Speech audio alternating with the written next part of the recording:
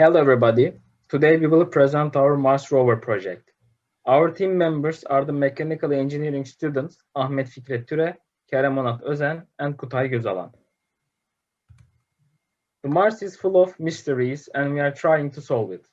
Therefore, we are launching Mars missions by using the Mars Rover robots to explore Mars. Our aim of this project is to generate a Mars Rover robot that can overcome rough circumstances of Mars environment. We have decided to name our team as the Curiosity team, and we designed a logo for our team. While designing our rover, we inspired from the rocker-bogie system that NASA is currently using for Mars missions. Our design consists of a body, rocker-bogie system, 6 wheels, which 4 of them can rotate independently, and a differential bar system. The rocker-bogie system is connected to all wheels and body. It provides ground contact for all the wheels while climbing over obstacles. This contact enhances the climbing ability of our rover. Moreover, the rocker-bogie system is capable of uniformly disturbing the great payload due to the system which generates high stability for the rover. The idea behind the differential mechanisms of rovers is to maintain a counter-rotation of rockers on each side to improve stability and traction. For instance, as one side experiences an inclination, the rocker of that side will rotate. The differential will induce a rotation of the same magnitude but in the opposite direction to the other rocker, causing it to further clinch into terrain and potentially provide stability. This motion animation was conducted on a pad that was designed to evaluate the climbing performance of the rover. It is unsurprising that in this case, the differential is not utilized at all, as the pad is completely symmetric along the direction of motion.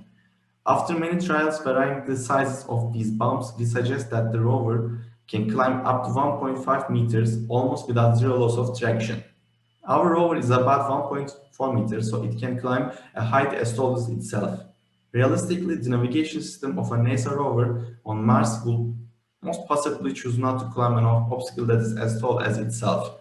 Hence, we are satisfied with the climbing performance of the rover. On a path as such that is not symmetric along the direction of motion, the differential mechanism performs. The path is covered with successive ditches and bumps of 50 cm radius and is rather an extreme scenario. Hence, it better shows the utilization of the differential mechanism. Prior to carrying the project to us, the assembly on SolidWorks had to be exported as unified robot description format, as ROS only accepts this format. We discovered that it's crucial to adjust the origin of each part to a more desirable and sensible position. After we exported our rover as a URDF file, we visualized the rover in RViz interface. RViz stands for ROS visualization and demonstrates how the robot thinks it behaves. We checked the axis of motion of each joint by joint state publisher package of ROS. Moreover, we added a camera to our URDF file, which can be seen on the screen.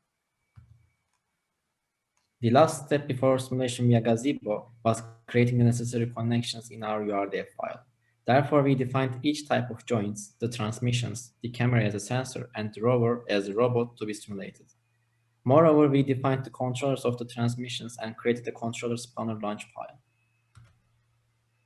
After all of the necessary connections were made, we simulated and checked for the stability of our rover via Gazebo and improved if we encounter any defects. All the dependencies of the links and the joints are visualized in the hierarchical order on the screen. Before our real simulation begins, we had to spawn Mars surface on Gazebo. Therefore, we obtained the model file of the exported topographical map of Jezero crater, on which Perseverance mission of NASA is planned to land in February. The model file already included the surface parameters. Therefore, we only created the necessary world file and defined the gravitational acceleration in that world file. At last, we made necessary connections and spawned Mars surface on Gazebo. Having required launch files coded, we spawned our rover on Mars surface via Gazebo. We utilized joint state controller, joint state publisher, and robot state publisher packages of ROS to control the joints. However, Gazebo had hard time to simulate, therefore the real-time factor was low.